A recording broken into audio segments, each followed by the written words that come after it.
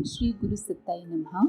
सभी को प्रणाम। स्वर विज्ञान के नियमों को पालन करने से मन चाही संतान भी उत्पन्न की जा सकती। साधारणतः स्त्री के रजस्वला होने या मासिक धर्म होने के चौथे दिन से लेकर 16वें दिन तक का समय गर्भाधान के लिए उत्तम समझा जाता है। प्रथम 3 रातें अष्टम, एकादशी, त्रयोदशी, अमावस्या और पूर्णिमा वर्जित है।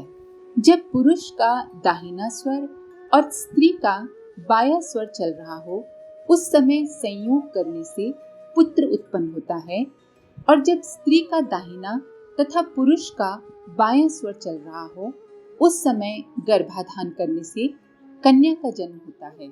इसीलिए पुत्र की इच्छा करने वाले पुरुष को बाएं करवट और कन्या की इच्छा करने वाले पुरुष को दाहिने करवट लेटने के उपरांत रति कर्म करना चाहिए, जिससे इच्छित स्वर चलने लगे। आइए अब बात करते हैं स्वर योग से रोग निवारण की। जैसे चूहे मरने पर संक्रामक रोग प्लेग फैलने का भय होता है, उसी प्रकार जब बदन में अंगड़ाइयां आती हैं, हड़फूटन होती है, तो बुखार की सूचना मिलती है। छींके आरंभ होना जुकाम का नोटिस है। ऐसे लक्षणों के प्रकट होने पर रोग विशेष के आक्रमण की आशंका होती है। शारीरिक रोग इस बात के चिन्ह हैं कि शरीर में कहीं कुछ कमी या दुर्बलता है, तभी तो रोग बाहर से हमारे अंदर आते हैं। जब ये आते हैं, तभी यदि कोई इनके आने का अनुभव कर सके और शरीर में प्रवेश करने से पहले ही इन्हें रोक सकने की शक्ति और अभ्यास उसमें हो जाए, तो मनुष्य रोग मुक्त रह सकता है। जब ये आक्रमण अंदर से उठता हुआ दिखाई देता है, तो समझना चाहिए कि ये बाहर से आया हुआ रोग चेतना में प्रवेश करने से पहले पकड़ा नहीं जा सका। अच्छा तो यही होता कि यदि हम रोग को प्रवेश पाने से पूर्व ही जान लेते और उसे पहले ही रोक देते। ये क्रिया स्वर योग द्वारा सरलता तथा सफलता पूर्वक हो सकती है। समस्त रोग शरीर में सूक्ष्म चेतना और सूक्ष्म शरीर के ज्ञान तंतु द्वारा प्रवेश करते हैं। जिसे भी सूक्ष्म शरीर का ज्ञान है अथवा सूक्ष्म चेतना से सचेतन है, वो रोगों को शरीर में प्रवेश होने से पूर्व ही मार्ग में से लौटा सकता है। हाँ, ये संभव हो सकता है कि निद्रा अवस्था अथवा अचेतन अवस्था में कोई रोग आक्रमण कर दे, किंतु फिर भी आंतरिक साधन द्वारा उसका निवारण हो सकता है। जब नियमित श्वास गति में विकृति पैदा होती है, तो समझ लेना चाहिए कि रोग नाम का शत्रु सेंध लगा रहा है। जो भी आक्रमण से पूर्व ही सावधान हो जाता है, वो रक्षा की तैयारी कर लेता है। जब स्वर में कुछ विकार पैदा होने लगे और नियमित समय अथवा गति में अंतर प्रतीत होने लगे, तो सावधान हो जाएं और स्वरों को ठीक गति पर लाने का प्रयत्न करें। स्वर बदलने के उपाय पहले ही बताए जा चुके हैं। उनकी सहायता से स्वर की शुद्धि कर ली जाए तो रोगों को रोका जा सकता है। आहार विहार की विशेष सावधानी रोग निवारण में सहायक हो सकती है। और जब रोग आ ही जाए तो देखना चाहिए कि उसका आरंभ किस स्वर से हो रहा है। जिस स्वर में रोग की शुरुआत हुई हो, उसे बदल दीजिए, और जब तक बीमारी का प्रकोप बढ़ा हुआ रहे, उस स्वर को बदले रहिए। ऐसा करने से 10-20 दिन में अच्छी होने वाली बीमारी आधे या चौथाई समय में ही अच्छी हो जाएगी। बीमारी का वेग जिस समय अत्यंत प्रबल हो रहा हो और रोगी वेदना से छटपटा रहा हो, तो उसका चलित स्वर बदलवा देना चाहिए। इससे उसको तुरंत ही शांति मिलेगी और बढ़ा हुआ कष्ट मिट जाएगा। अब सुनते हैं स्वर योग द्वारा उदर शुद्धि के कुछ उपाय। सोकर उठने से पूर्व बिस्तर पर हाथ फैलाकर और बदन ढीला करके चित्त लेट जाएं। दोनों हाथों की कोहनियों से तिल्ली या स्प्लीन व जिगर या लिवर को दबाकर पैरों को सिकोड़ें और फिर फैला दें। इस प्रकार 3-4 बार करने के पश्चात 5 से 7 बार इधर उधर करवट लेकर आलस्य को दूर करें। तत्पश्चात 1 या 2 मिनट तक पेट के बल लेटें और तुरंत स्वर नियम के अनुसार बिस्तर छोड़ दें। इस क्रिया से मल ढीला होगा और तिल्ली व जिगर की ताकत बढ़ेगी। बिस्तर छोड़ने से पहले पेट के बल अवश्य लेटना चाहिए। सोकर उठने तथा भोजन के पश्चात दाहिनी ओर से 2-3 बार अपने मस्तिष्क को पकड़ना चाहिए। शास्त्र में इस क्रिया को कपालभाति कहते हैं। इससे कफ दोष नाश होता है। इसी प्रकार सोकर उठने तथा संध्या समय तर्जनी को कानों में डालकर खुजलाना चाहिए। शास्त्र में इस क्रिया को कर्णभाति कहा है। इस क्रिया से कान के रोग अच्छे हो जाते हैं।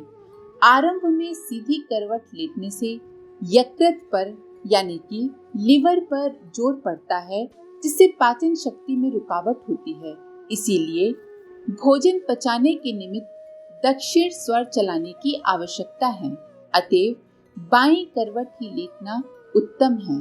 किंतु रात्रि में जितने अधिक समय के लिए पिंगला स्वर चले उतना ही उत्तम है।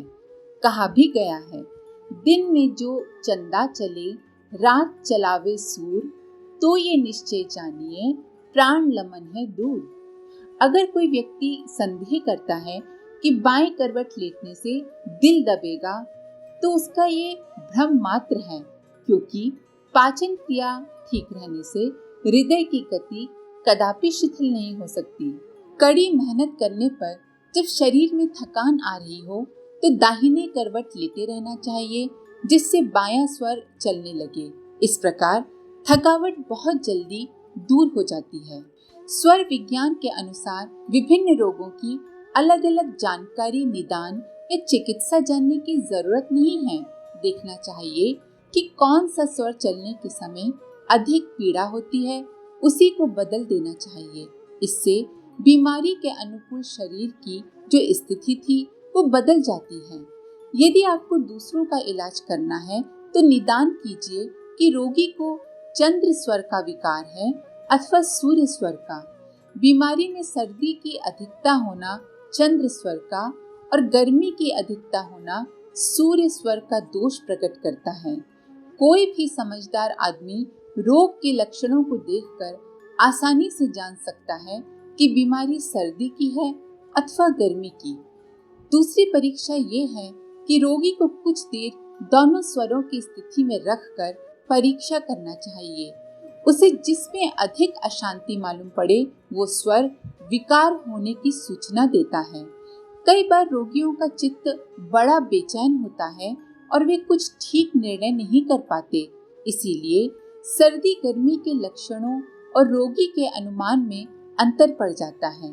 ऐसी दशा में लक्षणों को ही प्रधानता देनी चाहिए एवं किस स्वर में पीड़ा बढ़ती है इसका निर्णय रोगी पर न छोड़कर स्वयं चिकित्सक को परीक्षा करके करना चाहिए। जब ये निश्चय हो जाए कि अमुक स्वर का विकार है, तब उसके निवारण का उपाय करना चाहिए। प्राणायाम क्रिया रोग निवारण का बहुत ही उत्तम उपचार है। प्राणायाम क्रिया का पूर्ण विवेचन अखंड ज्योति कार्यालय मथुरा से प्रकाशित प्राण चिकित्सा विज्ञान नामक पुस्तक में दिया गया है। इसके पूरे विज्ञान को समझने के इच्छुकों को यह पुस्तक अवश्य पढ़नी चाहिए। मनुष्य का साधारण ज्ञान बहुत ही कम है, किंतु उसके अंदर अप्रत्यक्ष कई गुप्त बातों को जानने की शक्ति छिपी हुई पड़ी है। संजय महाभारत का सारा दृश्य बहुत दूर रहते हुए भी अपनी दिव्य दृष्टि से देखते थे और उसका वर्णन धृतराष्ट्र को सुनाते थे। इसी प्रकार दिव्य श्रवण, दिव्य ज्ञान आदि के असंख्य उदाहरण हमारे प्राचीन इतिहास में मिलते हैं। अखिल विश्व ब्रह्मांड आकाश तत्व यानी कि ईथर से परिपूर्ण भरा हुआ है। संसार में जो प्रत्यक्ष या अप्रत्यक्ष घटनाएं होती हैं, उनके कंपन उठते रहते हैं। किसी कार्य का स्पष्ट रूप से दृष्टिगोचर होना ये तो उसकी अंतिम अवस्था है।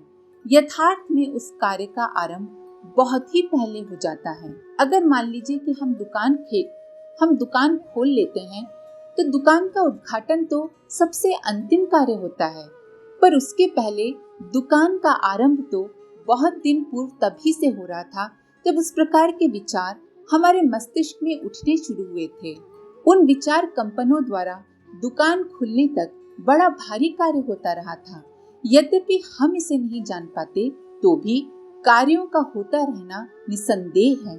किसी घटना के घटित होने से पूर्व ईथर में तत्संबंधी जो हलचलें होती हैं, उनके अप्रत्यक्ष और गुप्त भाव हमारे पास तक पहुंचते रहते हैं।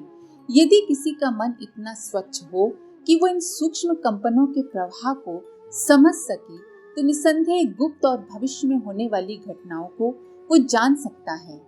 हमारी नाक, कान, आंख आदि स्थूल इंद्रियां बहुत ही मामूली शक्ति रखती हैं।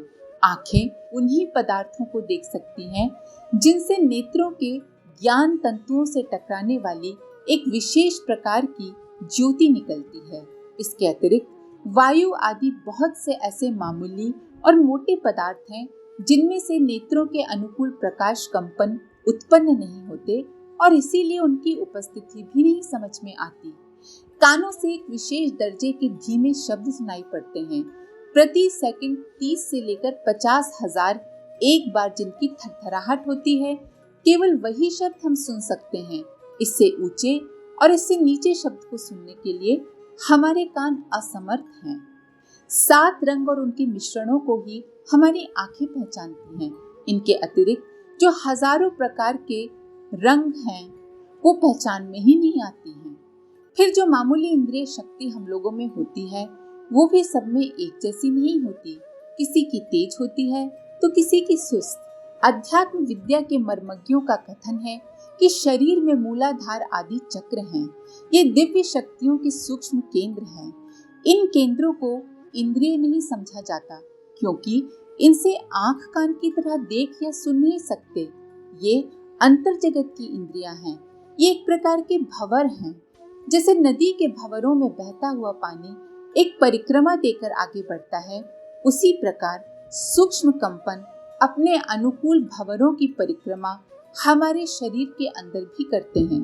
अद्भुत बातों का जानना असंभव नहीं है, केवल दर्जे का भेद है।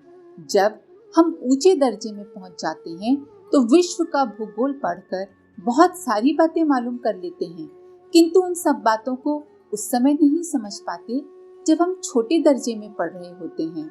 स्वर योग का तत्व विज्ञान केंद्र स्थानों चक्रों में स्थित इंद्रियों को प्रोत्साहित, जागृत और स्वच्छ करता है, जिससे संसार की विभिन्न प्रकार की घटनाओं के संबंध में जो कंपन उठ रहे हैं, उनका ज्ञान प्राप्त किया जा सके।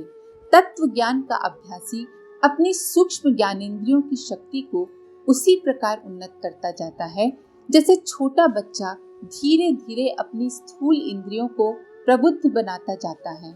स्वर योग से दिव्य ज्ञान नाम की पुस्तक समाप्त होती है। आज के लिए इतना ही। अपने विचार कमेंट बॉक्स में जरूर लिखें। आप सभी का धन्यवाद।